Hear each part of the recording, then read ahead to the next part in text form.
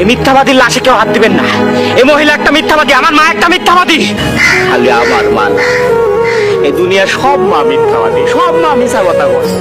এই মহিলা আমার কাছে তার অসুখের কথা গোপন করছে, আমার মিথ্যা কথা কইছে। আমার 2 মুঠ ভাত বেশি খাওয়ানোর লোকে মিথ্যা কথা কইছে।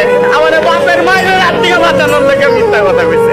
আমার সংসারে যদি ঝগড়া না লাগে এর লোকে মিথ্যা কথা কইছে। দুনিয়ার সব মা মিথ্যাবাদী, দুনিয়ার সব মায়েরাই মিথ্যাবাদী। এইসব তুমি কি কও? ও ঠিকই কইছি।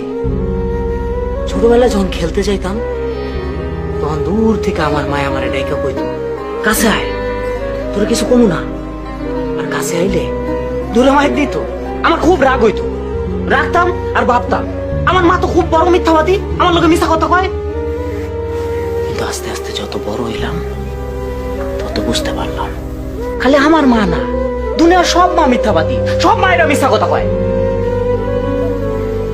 জানো মিনু, পাতিলে ভাত না থাকলে দুনিয়ার সব মায়েরাই তোমার একই কথা বলবো, কবে আমার তো খিদা নাই, বাজার থেকে ফল মিষ্টি এগুলা কিনে আনলে এরা করবো না আমার তো ফল পছন্দ না, মিষ্টি তো আমি খাই না, এগুলো আমি খাই। মায়ের গো চোখে কান্না আসলে তুমি যদি জিজ্ঞেস করো মা কান্দো কে, করবো না আমি কই কান্দাছি, আমার তো চোখে কি জানি একটা পড়ছে। সব মিথ্যা, খালি মিথ্যা কথা বলে। নিজের কষ্ট নিজের বুকের মধ্যে চাইপা রাখে আর বাইরে থেকে এমন একটা ভাব ধরে যে তারা খুব সুখে আছে, খুব আনন্দে আছে, সন্তানদের কোনোদিন বুঝতে দেয় না যে তারা কষ্টে আছে। থাক, তুমি কাইন্দো না। না না আমি কানমু কে, কার লোকে কানমু? হ্যাঁ, খারাপ মানুষের লোক, একটা মিথ্যাবাদী মানুষের লোক মা জাতটাই খারাপ।